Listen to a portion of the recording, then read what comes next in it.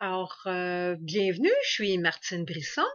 Alors, aujourd'hui, on est au moment où j'enregistre ceci, on est à la fin de juin, mi-juin en fait. Donc, l'école est sur le point de se terminer. C'est les vacances qui s'en viennent et plusieurs commencent à rêver déjà là aux endroits où ils pourraient aller en vacances. Et pour certains d'entre vous, ils se limitent sur l'endroit où vous voudrez aller en vacances à cause d'une grande peur. Et oui, vous allez deviner la peur de l'avion. Hein, selon certaines études qui ont été faites aux États-Unis et en Europe, entre 10 et 30% des gens ont une peur de l'avion. Ce qui fait qu'ils s'empêchent de faire des beaux voyages ou ils vont juste prendre des destinations ils sont capables de conduire pour se rendre, ou ils vont aller conduire leur famille à l'aéroport, leur faire des beaux bye et eux autres manquer une opportunité peut-être. Alors, c'est ça qu'on va discuter un petit peu aujourd'hui, cette peur de l'avion. À savoir, d'où ça part, cette peur de l'avion? Alors, des fois, ça peut être juste d'avoir vu un film de trop. Hein? Si on a vu tous les films de catastrophes, naturellement, si les gens regardent les nouvelles, qu'est-ce qu'on entend? C'est toutes les catastrophes aussi. Il y a même, je pense, c'était DocuD, quelque chose de même, il y a un poste où il y a une émission, c'est juste les catastrophes aériennes. Donc, si on a regardé une de ces émissions-là de trop, ben c'est sûr que c'est pas trop rassurant de partir après ça.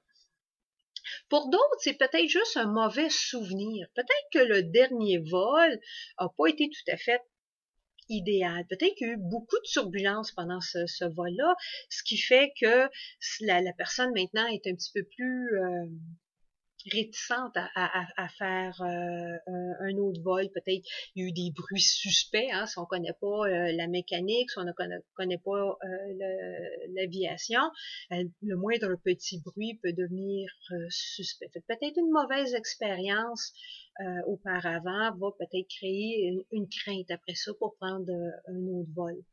Puis il y a tout aussi ce qui entoure la sécurité. Hein. Ils nous demandent d'arriver 3 heures à l'avance à l'aéroport pour passer à travers la sécurité. Alors c'est sûr que tout ce phénomène de sécurité peut peut-être aussi engendrer un peu d'anxiété. Pour d'autres, c'est peut-être la claustrophobie qui cause cette peur de l'avion. Parce qu'il faut pas se le cacher, là, les vols maintenant, là, c'est pas comme ça a déjà été, hein. On est tous tassés les uns sur les autres, là, comme des sardines. Même moi qui est pas super grande, j'ai l'impression que j'ai les genoux dans le front. Alors, si vous êtes claustrophobe, ben, c'est sûr que voyager en avion est peut-être pas le moyen de transport idéal. Ou une agoraphobie aussi. L'agoraphobie, c'est la peur du grand espace, la peur de la foule.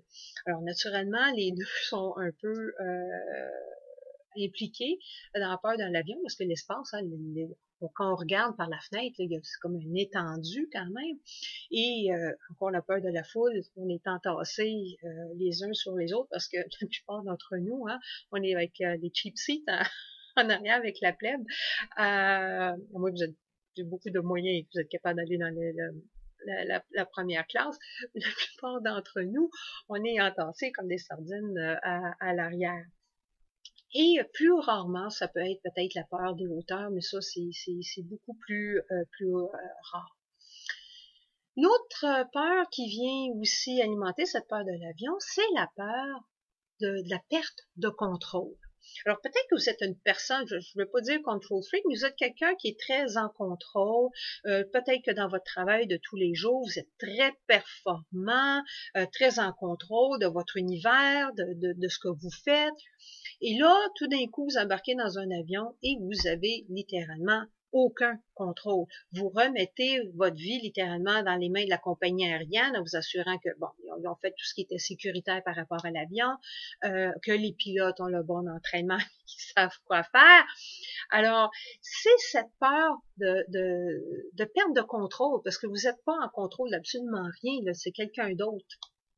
Fait que c'est souvent cette peur-là qui vient jouer aussi dans la peur de l'avion.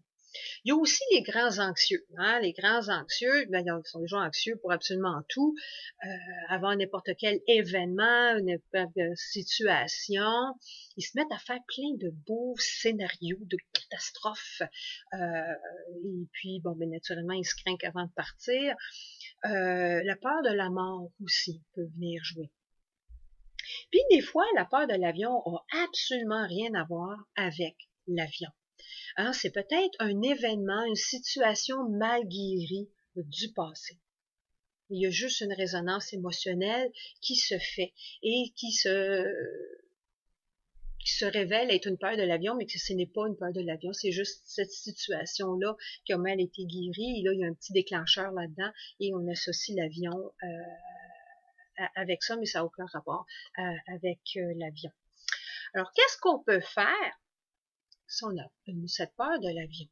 Bon, il y a différentes choses. Peut-être qu'avant avant votre vol, ben, c'est bien évident d'éviter l'alcool avant de partir, ou de vous habiller confortablement. Parce qu'il faut pas se cacher, là, les gens qui se font dire, ben voyons donc, pourquoi tu as peur de l'avion, c'est tellement sécuritaire, tu as plus de chances de te faire frapper que en traversant la rue, que de mourir dans un avion. Il y a un atterrissage à toutes les secondes, puis tout est sécuritaire. Ces gens-là là, connaissent déjà toutes les statistiques. Hein? C'est faire répéter, c'est pas ça qui va changer grand-chose. Hein? Alors, il y a différentes façons de vaincre cette peur-là.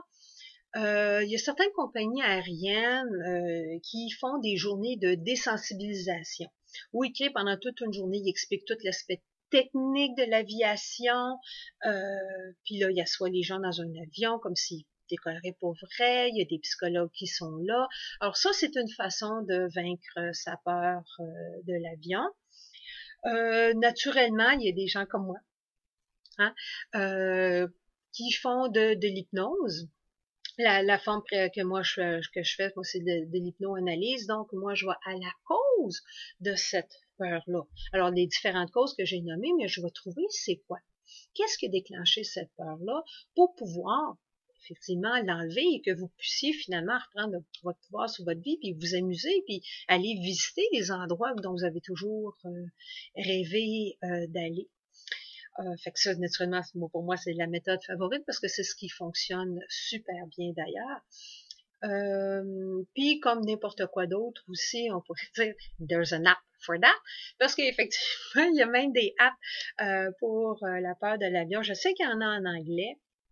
Je suis pas mal sûre que s'il y en a en anglais, il doit en avoir en français, où la voix d'un psychologue vous parle là, pendant que vous êtes dans l'avion. Mais si vous voulez vraiment vous débarrasser de cette peur-là là, avant d'arriver à l'aéroport, puis d'avoir besoin d'un app, ben venez voir quelqu'un comme moi, quelqu'un qui fait de l'hypnoanalyse, quelqu'un qui fait de la PNL, quelqu'un qui fait du EFT ou quelqu'un qui fait du Matrix Reimprinting. Ces gens-là vont vous aider à vaincre votre peur de l'avion et puis, comme je dis, reprendre votre pouvoir sur votre vie puis de vous amuser. Alors, c'était l'information de la semaine. J'espère que ça vous a plu. Et puis, ben, sur ce, je vous souhaite bonne semaine.